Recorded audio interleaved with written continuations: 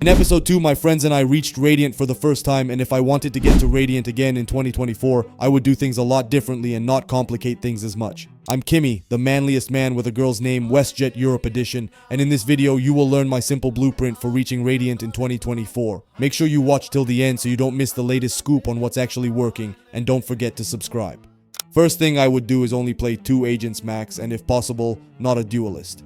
This ties back to the duelist paradox. Right now you can see Clove has the highest win rate and a pretty big play percentage. So I would play Clove as a controller and Gecko as an initiator. Remember when Chamber was broken? I had a 60% win rate and a 1.4 KD on him. Why complicate things when you can make them easy? Stick to a couple of agents, master them, and simplify your game. This approach is way more effective than trying to play every agent and role.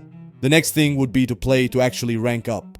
During my first run to Radiant, I legit lost so much elo and time just queuing up without a goal in mind. A random friend would call me to play and I'd say sure. 5 games later I was almost out of Immortal. The lesson? Play only when you have the intention to rank up. If you want to play for fun, play for fun. But if your goal is to actually rank up, play to rank up. Have a smurf for fun if that's the case. Play a 3-stack until Immortal, then stack or duo if possible. What a lot of people fail to mention is that if you look at the top leaderboard of Radiants in EU or NA, almost all of them duo all the time. It's essential to have good chemistry with at least one person on your team. I can count on my fingers how many times I've played solo in this game. It's just not pleasant and it's legit boring. If you have a friend who is as good as you or even better, always duo. You might not play as much, but it's better to win 3 games every day for a week instead of playing 8 games every day and losing 60-70% of them. Playing with a party also means you have more dodges, which brings me to the next point. Play only on maps where you have a high win percentage. For example, whenever I saw Lotus or Breeze, I would insta-dodge. Why? Because I had a 35% win rate on those maps. If I saw Bind or Ascent, all good, almost 60% win rate. By default, if you play on a map where you have a higher win rate, you're in favor. You're not fighting against the odds and maybe stupid teammates. Instead, you're playing on a map you know and enjoy.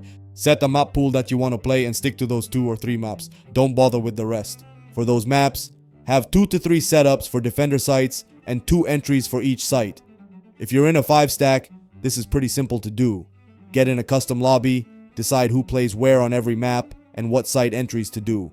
When you're a 3-stack or duo, you and your teammate have to take charge and play the most important roles for execution and entry. Discuss this in the lobby. Don't wait until the game starts and you can't dodge. Tell your teammates, hey, me and X are duos and we have entries on each site. If they complain, dodge. Be mentally prepared for the grind. Understand that this might take a lot of time with bad teammates, bad comms, bad personal performance, bad days, and so on. When burnout kicks in, it's better to leave the game for 2 to 3 days. When you start seeing a losing streak, and believe me, it will come. Touch some grass, go out with friends, hit the gym, do something else. Remember, this game puts a lot of stress on our minds and triggers our fight or flight response. You're frying your brain every day, and it thinks you're legit fighting someone in real life, so it gets tired. That's why you need breaks. After a break, I always saw better performance. I played more chilled, my mind was clearer, and I didn't stress as much about the outcome. Which brings me to the next thing. Don't focus so much on the outcome. If your goal is to reach Diamond by the end of the episode, don't focus so much on the rank. Don't think, oh my god, I lost elo today, I have bad teammates, I'll never reach Diamond. Take it game by game. If you did 100% of what you could in your game, and you know deep down if you did, and you still failed, hey man, it is what it is. My team sucks. I did what I could. Let's move to the next game. And also, aim higher than your initial goal. Don't just aim for Radiant, aim for top 10 on the leaderboard. The mindset shift is different. Mentally, you think you're the Your goal is so much higher, and when you actually achieve Radiant, you don't even care that much because that's not your end goal. And even if you miss your initial goal, you're still way higher than if you had just aimed for Radiant and missed and ended up in Immortal. This idea helped me with YouTube, life, and everything. So this is the overall blueprint. If you like these short, no BS, straight to the point videos, subscribe to the channel and join our Discord community. There you can ask me anything personally, and at 1K members, we're also going to have a giveaway. Arrivederci.